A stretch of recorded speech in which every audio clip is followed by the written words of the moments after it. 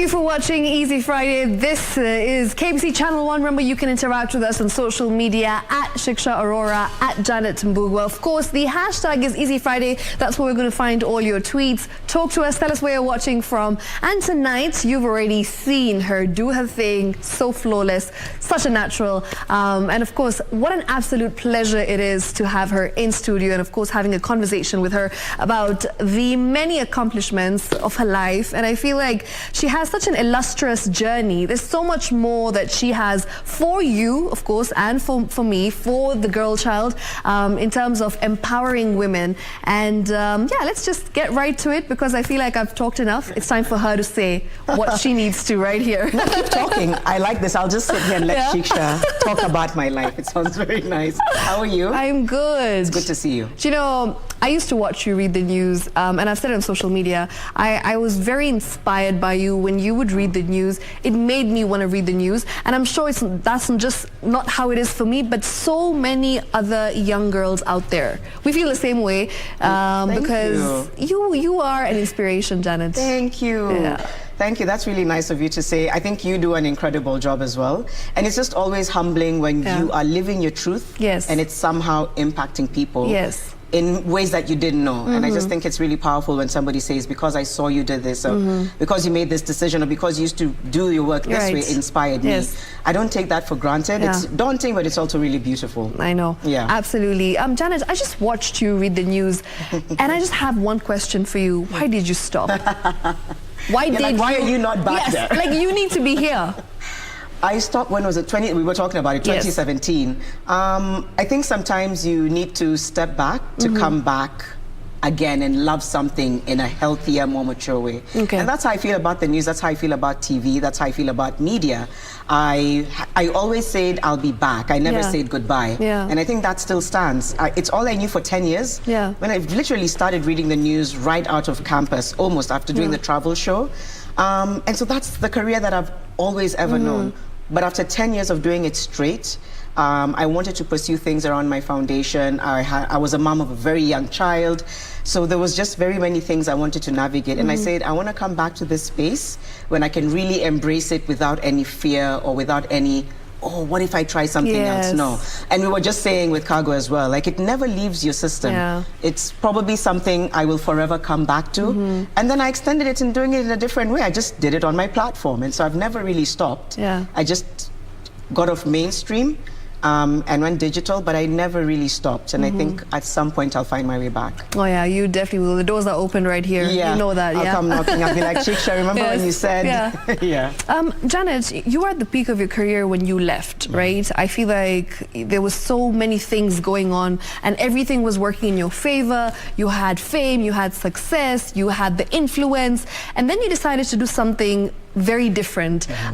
Did it scare you in the beginning that, you know, I've only known media for the last 10 years and here I am trying to do something completely different? Did it feel like this is a big risk that I'm taking? Yeah, it did. It did. It was a very risky move. Even though I had spent months preparing for it, I didn't just wake up and say, oh, I'm gone. No, I prepared my family. I prepared a lot of people and said, in a few months, I'm going to step back. It's very scary when it's, like you've said, it's all I ever knew. I did, even before then, I did radio at 19. So it's literally all I'd ever known. You know? But then I also believe that it was the right time to say, there was that thing burning in me to say, I want to take everything I'm talking about and actualize it through the work of my foundation. And I also explored brand partnerships. I think that was something that wasn't easy to do when in the newsroom at that time. Especially if you have a the kind of contract that's quite, you know, binding. And that's fine. That's the media. It restricts you to do just one thing. It does. And I know there's very different, diverse types of contract, but mine was pretty intense. So I just said, now is the time. I had one very good brand partnership, though. That gave me a little bit of leverage to say, at least you have this for another 3 years. To fall back on. To fall back on as you build. Was it scary? Absolutely. But I think in life you have to take risks. People say that like it's a joke. It's not easy. I felt like that was the only time I could do it. And then I said, I can always go back. I can always go back. It was risky, but it was worth it. And it's one of the best decisions I ever made. Even for me, just finding who I am again outside of the teleprompter. Outside Outside of the newsroom. I love that. Yeah. Absolutely love that. I feel like it's been very rewarding for you because as much as you say that it was a challenge, it was a bit of a risk that you took, I feel like the work that you're doing now is more impactful because you're reaching, you know, a larger audience through your social media, through your foundation. Yeah. And what are some of, you know, the situations that you've been through in this particular journey as the founder of Inua Dada Foundation that have really just made you feel even stronger and made you feel like this was the right thing to do? I love that question. I think there were so many, and you know, social justice, which is essentially the space I'm in, it's hard work. I think everything is hard work. Even what you do is hard work. I think people sometimes sit back and see the finished product and they're like, oh my gosh, this looks great, this looks glamorous, and this looks fun, and oh my gosh, look at how they're succeeding. It's perfect. No, it's hard work. But I think when I look at the people we've reached in communities, when I look at how we were able to rally behind so many families during COVID as a foundation, we literally reached thousands of people during COVID, very quickly went into care packages, and then were able to collaborate with different players from around the world. The pad project is something that we'll be launching really soon, which is a pad making machine that's going to be making its way here and will be training women. So having been able to rally behind people in communities, doing a lot of the advocacy with young people, with women, with girls, it validated that hunger for wanting to do more than reading about the story, but actually impacting the story on the ground. And by the way, in a newsroom, everything that journalists do is already advocacy. Oh, yes. Like, I feel like in many ways, journalists are already doing their bit in terms of talking about it. For me, just there was a hunger to do more. I would finish reading a story sometimes and be like, that's it? We're just going to read about periods of shame and then go home and not do anything about it. And so it triggered me, and it gave me sleepless nights till my former boss was like, okay, what do you want to do?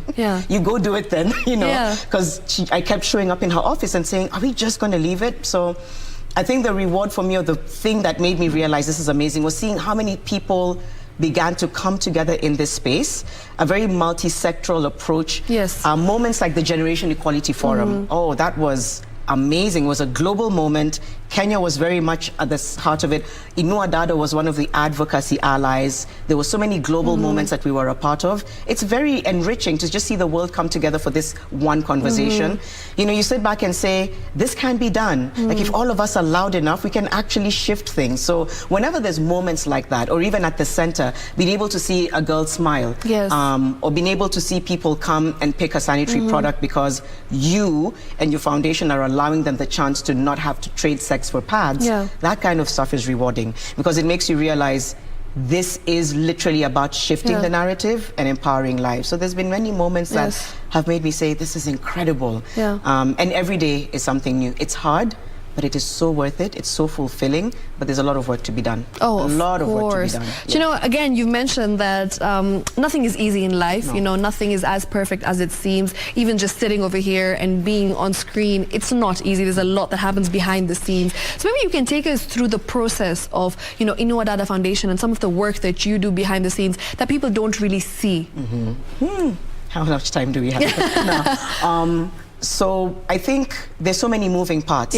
And then I didn't really know that this was a space I would find myself in. It just kind of happened very naturally. So the work entails a lot of brainstorming, thinking, collaboration, trying to put so many moving parts together to create one moment.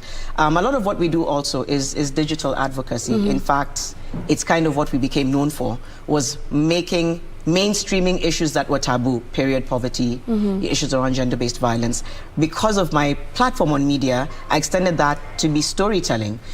So trying to put together one moment takes a lot. It's a lot of convincing people, because they're like, who are you? Why are you coming to our space? It's a lot of going into rooms where they're like, wait, we don't really have anybody like you in the room. So a lot of that informed me saying, this is how you kind of begin to disrupt and collaborate, because I think I was I think it was a bit accidental is a loose word I can use, of becoming somebody who was able to combine media, digital, advocacy, impact, etc. All under one roof. All under one roof. So that's what's happening behind the scenes, is navigating what does that look like tomorrow if we're going to do something with the State Department of Gender. The other day on Women's Day, we were part of the presidential event and I was moderating that, and that is still an extension of the work we're doing. Then you go back to the center, which we have in Korogosha, and you're like, we need to prepare this for the PAD project and train people. So it's always so many moving parts. For that one moment that people get to see. So even, not even for Inua Dada, for so many organizations, never for 1 minute think that what you see is just that product. There's so much that goes into impact. Like I said, it's hard work. You know, you sit with people who literally believe that women are beneath you, who literally say that, you know, gender-based violence is okay. It's a non-issue. It's a non-issue, and you have to face somebody like that and not get mad and leave the room. You have to engage them and try and shift their behavior. That's the kind of work that it is. And it's long-term.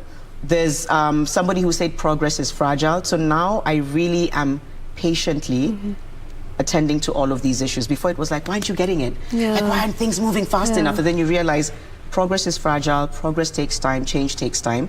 Do your thing every single day, one little thing that brings you closer to that big moment. Day at a time. Day at a time, step at a time. So a lot goes on, a lot of moving parts go on. Then I'm a mom of 2 really young kids. There's that as well, you know, and then I also am still a brand person. So trying to bring all that into that messaging, it's a learning curve every day because there's no manual for it, you know. Wow, there's a lot to learn, of course, there, and I feel like, as you said, there's no manual for that, right? There's no manual for any of this. Janet, you mentioned, you know, digital advocacy. I feel like you were one of the first foundations in Kenya that use social media and really just went all hands-on with it and just decided that I'm going to put the message out there, you know, discuss things that are really taboo. Let's be honest. Periods are not something that we speak about very openly, out in the open. Menstrual hygiene is something that, you know, we always shy away from talking about openly. And you had My First Time Stories. You wrote that book, and I feel like you got a lot of women to share their first time stories. I saw that campaign. I thought it was absolutely wonderful because you're using powerful women in their own spaces, doing big things, of course, you know, conquering the world a day at a time, Kenyan women. And then you see them talking about something so simple, you know, that it's so relatable that we all resonate with as women. How did you get that idea? No, that's so true. I think it was because when we do the work, the kind of work like you do, you're also a storyteller in a way. You know, I think a lot of people who are in front or behind a camera, as long as you are in some kind of media space, there is inclination to tell stories. You were just telling stories now when you were behind the desk, you know, so it's storytelling. So storytelling was already in me. And storytelling is a very powerful tool to just talk about the issue. But I thought we're not really making headway when we're trying to talk about period taboo. You'd still go somewhere and people would be like, you know, let's talk about this issue, and everybody starts looking around like this because they don't want to talk about periods. Or you go somewhere and you hear women saying, oh, I'm not allowed in the house during that time of the month. Or when I'm on my period, I'm usually told to go and stay in a hut, you know. Sure, that still happens. It still happens in the Indian culture. In so many parts of the world. 100%. Yeah, I think even sometimes, I don't know whether it was pushed, but is it still like going to the temple sometimes as well? I guess in India. Yeah, in India. Yes, 100%. But here, I guess, you know, with times, we're moving, we're modern. It's moving in a lot of times, but still, to your point, Shikisha, you'd be surprised at how much the progress is slow. So I thought, how about we tell stories? Number one, let's also make girls feel normal. Let's not make them, because a lot of them enter this thing and they're like, I'm going to die. The way you guys talk about it. First of all, it's painful, it's traumatic. You know, you wake up one day and you've started. And so trying to ease them into knowing all of the people in this book, all of them went through a period and they're still here, number one. But number two was to say, periods disrupt very many facets of life. So in the book, I had a former inmate. So she talked about menstruation behind bars. We've not thought about what they go through. And she says she'd have to tear a page of the Bible and use it as a pad. If I'm to get graphic, it's Friday night. We can talk about this. Another one was a former street girl. We don't talk about that experience. Another one is a woman who was visually impaired, so she's blind. How do we think about, imagine if it's as traumatic and difficult for every day a woman who doesn't have a disability. What is it like for a woman who's blind? But doesn't have the privilege. Who doesn't have the privilege, but more than that, she doesn't have the visuals to even navigate that. Women who are differently abled, women from different cultures. So it was for two reasons. One was to say periods are part of our life. They are normal. The other was to say, however, we need to look into policies that make sure periods are inclusive. Because if we're not talking about the woman in prison, we're not talking about the woman in the rural areas, and we're not talking about the women who love sports or who love to travel, then we're not having an inclusive conversation. We're having a very one-dimensional conversation. So my first time was about a multifaceted, inclusive, diverse approach to talking about menstrual health. And I'm glad that the uptake was really great. And it just made everyone want to say, oh, I have a period story. You know how women are. Like, you just need to say one thing and everyone's like, let me tell you my story. As well. But I also had men involved in the book. There were 8 men I featured because men are... I'm like, we're always going to be a part of each other's lives, and a lot of the patriarchy stems from them. So to have men, even an imam, this is a man who calls Muslims to prayer, to have him validate women who menstruate was a beautiful thing, because everybody needs to normalize it so that the stigma goes away. And so that was the reasoning behind my first time. We just started a book tour, then COVID hit. You know, so we're probably going to go back and pick up the conversations again. So yeah, that's what inspired it. It was storytelling to create impact and change. You know, it's interesting that you've mentioned that men are just as involved, in fact, even more when it comes to periods, when it comes to period taboo. Because coming to think of it, back in the day, if you had to ask your dad or your brother or your husband to go into the supermarket and buy you sanitary pads, I don't think they would be okay to do that. But now I feel like, yes, there is some progress. Oh, there's so much, even more men in the space, because when I started Inua Dada back in 2014, now many years later, you have somebody even called the period man. We didn't see that before. No, we did not. And for me, that's a very beautiful shift, that there's people who are saying, hey, listen, this thing is okay, but they've also seen the women in their lives struggle. They've seen their sisters get shy. They've seen, for those who don't have access, they've seen somebody have to trade their bodies for pads.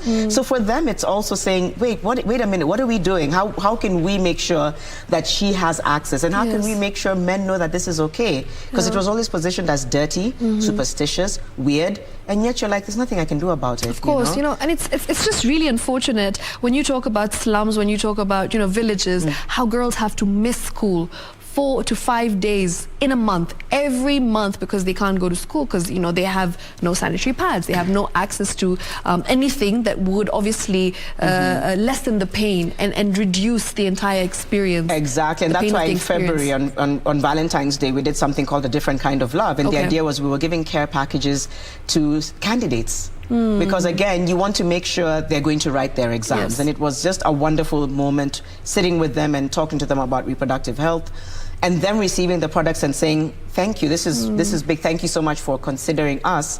Because sometimes you don't know if you're going to have the confidence to sit your exam if you don't have a pad. Your menstruation has started, you don't have a pad, you're using cotton wool or toilet paper, and it leaks, and then you stain, and then that's trauma. So just having that product boosts their confidence and boosts their ability to attend and perform well in school, that one product. But my thing is still, it's sad that we still have to talk about it now, that we still have to talk about the fact that so many people don't have access to around the world. I mean, I'm glad that Scotland made it free, and then New Zealand. And then we're starting to see that happen. It's insulting for me that it's just not the norm, that it becomes something that burdens and kind of cages in a lot of women and girls around the world. You have to fight for. People like you are out here, you know, being advocates and of course campaigning and being activists. At the end of the day, we shouldn't be having, you know... There you go. We shouldn't have to be activists saying give us sanitary products, but we are holding government accountable. I know Kenya has made many strides. We have a policy, one of the first from the continent. We have the Basic Amendment Act that President Kenyatta signed saying free sanitary pads. He said it again on Women's Day. So this commitment, that's good. Now we need follow through. We really need follow through and action. So that's where we are now, and hopefully part of what we'll do with the pad project is at least we'll be manufacturing pads, and hopefully that will create some sustenance. Wonderful. Janet, you know, as much as you mentioned that the entire journey, it is very emotional because sometimes you're sitting in a room with people who just don't get it and they don't understand how you're making noise about something that's a non-issue to them. Has there ever been a moment where you thought that I can't do this anymore? Oh, every time. Very dark moment where you really thought, this is the end of my journey? At least once a week. Okay. At least once a week, you're like, what am I doing? Why am I here? Why am I here? What is all this for? It does, it happens, and then you remind yourself that this is part of the journey. It changes slow. Imagine trying to change behavior. That's a science, that's a lifetime thing. And so the moment I stopped looking at it like we need short wins, there's always a time for short wins. When you do activations where you do distribution, that's a good win because she now has the product in her hand and she's able to navigate life. The longer wins and gains are mental, emotional, psychological, physical. You're just trying to get people to understand that gender equality is better for everyone. I'm also part of a campaign that says better for Kenya. It is better for Kenya. It's better for everyone. So there's so many times that you say, yeah, I'm just going to close shop and travel. I'm going to go back to the beach. Go to the beach. I grew up in Mombasa, so I was like, I'm going to go back to Mombasa and just kind of, you know, go surfing, etc. But then I've done this for many years. I'm so glad every day that I stuck with it. And I said, nothing good comes easy. And in my life, by the way, Shikisha, there's so many things that I've always had to fight for things. And that builds your bandwidth and your resilience because you're like, oh, this is part of the pattern. Getting into TV, I was, at the time, when I was starting the travel show, I was told I was too young, I think too thin or something weird. Getting into the newsroom, I was also quite young because I think I was 23 at the time. So there's always been you're too this or you're too that, and then you have to prove yourself. And then when you prove yourself, show your worth. You have to show your worth, and then you have to put in the work. So that's always been my ethos: is put in the work, and don't expect it to be easy. Even motherhood. When I first read it's hard if you're doing it right, I was like, ah, great, okay. Because then it makes you say, the days you're crying and struggling and saying, I'm the worst mom, I can't believe it, because you care so much that it's so hard because you're doing it right. And that's what I apply across the board. But it can be very hard. Social justice can be triggering and traumatic because you're dealing with a lot of issues every day. You're dealing with people who don't believe those are issues. And then you're dealing with pushback every day, every single day. But then you're like, it's okay. I know you're pushing back because change is hard. So I'm going to keep in your face until you realize that we all need to move together. You know, so yes, it's hard, but it's hard if you're doing it right. So I stick with that. Okay. You mentioned that you're a mom to two young boys, and you know, we did talk about how men equally have a part to play when it comes to menstrual hygiene and awareness. What would you tell your children growing up about, you know, menstrual hygiene and educating them? What would you tell them in terms of how they need to treat women who have periods, and of course what message would you give them just to make sure that they are part of the community that's fighting for menstrual hygiene? I love that. And a lot of the conversation now is starting with kids when they're young, even if it's issues around consent, issues around violence, issues around just all of the topics that we're navigating, finances, whatever it is. You really have to start when they're young. You find a child-friendly way.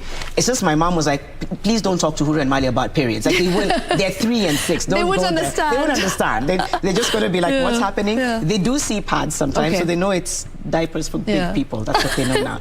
And Mali will be like, look, diaper for mom or whatever. But so first of all, I'm taking away the shame. So I don't grab the pad and hide it. It's there because it's in my room. And when they ask me what it is, I say, that's for mom. The way you have yours, I have mine, you know. But now, even now, things like consent. Consent can be something like when you would force children to hug a relative. Now we know, don't do that. Now we know better. If a child looks uncomfortable, doesn't want to do it, honor don't that. Force them. So again, always validating them and saying, if you're ever uncomfortable, make sure you speak up. Those are the kinds of conversations I have with them. If you're ever in a space that you're not sure what's happening, say something. You know, stranger danger is what they use abroad. But here I'm just like, just say something. And there's many times that, you know, they've said, I'm not comfortable, or I'm not happy, or I'm annoyed. So and also making them know that, yes, treat women well, but treat everyone well. You know what I mean? Like, treat every human being well. Treat every human being well. When they see somebody who doesn't look like them, I explain it. When they say, how come that person is, for example, in a wheelchair? I remember we were once at a mall, and my older son asked, and the lady could see that I was trying to figure out what to say, and so she rolled up and said, it's okay. And she turned to them and said, I hurt my legs and I can't walk the way you do. And I was like, oh, that's beautiful. She's like, yeah, just always simplify it. And so every time there's somebody who looks different, I just say, oh, they're from this part of the world, and in that part of the world, that's how they dress. So having that conversation now, by the time you come to periods or menstrual health or even sex, it's just to say all these things are very normal, but if you're struggling with them or if you don't understand, please say something. And so, yeah, I absolutely love having very very big conversations with them. Age appropriate, and then I allowed them to ask something. Love that. Yeah, sometimes, you know, the thing about parenthood is half the time you don't know what you're doing. Yes. You're winging it, but because I'm in a space where I'm in rooms where there's so many incredible conversations, I'm able to take that home and try and translate it for them. Okay. And those are some of my favorite moments with them, is just asking them, what are you thinking? What are you feeling? Why did you just sing that song? Where did you learn that song? And not trying to be scared when they sing, who sang Bad Romance the other day? Somebody was singing rah rah like really? And I'm like, where did you learn Bad Romance? You know what it means, you know, kind of thing.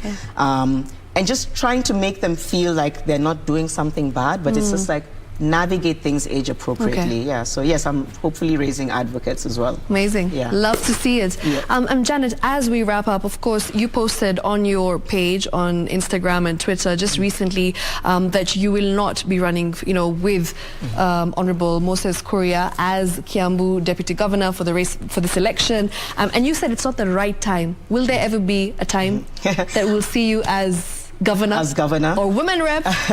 Well, I think, everything I said, I know I already put out the statement. Yes, you did. But what I want to say is, number one, we should never be afraid to take up spaces where we feel like we can create impact. Okay. You know what I mean? Yes. And so that's what it is. It's like, if it's a development agenda, let's push for it. If it's a leadership agenda, let's push for it. So I think I said what I said, and you know, that's done. But at the end of the day, let's also look at ourselves and say, are we always going to be on the sidelines, or are we also going to feel the need to say, we also want to create the kind of country that we want to see? You know, and I think every single person in this room and who's watching should at some point say, what can I do to actually plug into the bigger agenda, and not be afraid of that? You know, what can each and every person do? So yeah. Okay, all right. Any last message for your fans, your followers, people who are tuned in just to watch you back on TV after a very long time? I know. Do your thing. I mean, first of all, thank you. Yes. Thank you. I think I have some of the best fans ever. They've really walked with me and navigated very many different situations with me. And they're great. I mean, I formed a youth advocacy group of Inua Dada based on followers. Amazing. And then you talk to them, they're all brilliant, they're all smart, they're all ambitious, they're all fun. So I'm like, no, I actually have one of the dopest communities ever. So it's to just show the love and to tell them, I feel the love. The love inspires me every day. And that no matter who you are and where you are, if somebody's throwing certain words at you, don't respond to that. Okay. You know, take a long, hard look at yourself and understand that you are where you belong, or you can improve your life, you know. I like to say that women like to thrive, not survive. And I think for this particular one, I'll say people want to thrive. They don't want to survive, because survival is an attachment to trauma. It's exhausting. So find a way to thrive within your space. Don't be afraid to occupy your space. Don't be afraid to push out of your comfort zone. And just always know that disruption is uncomfortable, but that's what changes the world. So it's to say mad love. Keep following the work we're doing. There's a lot we're going to be doing at the foundation very soon. And there's just a lot more in the journey ahead that I want to walk with everybody. So thank you all. And thank you, Shikisha. Thank you for your very infectious energy. Shikisha brought me here at 10 p.m. Usually I'm like fast asleep by 9. By 9:30 I'm on my fourth dream. You know what? I'm going to take all the credit for that, because I've really worked hard to get Janet on this chair, and I'm so glad that you honored, you know, my request. And of course, you came and you really spoke to a lot of people out here, and I really want to wish you the best in the future. Keep doing the amazing work that you're doing. Keep impacting the younger generation, and of course women who look up to you every single day for the great work that you do, not just for Inua Dada Foundation, but Better for Kenya, and just being a fantastic human being. Thank you. Thank you. Thank you so much. That is so sweet. Thank you. Thank you guys so much. Thank you so much for watching. This has been Easy Friday. We'll do this again next week, same time, same place. Until then, good night, take care, lots of love, and Call Jacks up next with Disco Funk. I'm going to make sure Janet cracks, you know, bust a move or two with me. Janet. Oh man. Yeah? I'm going home.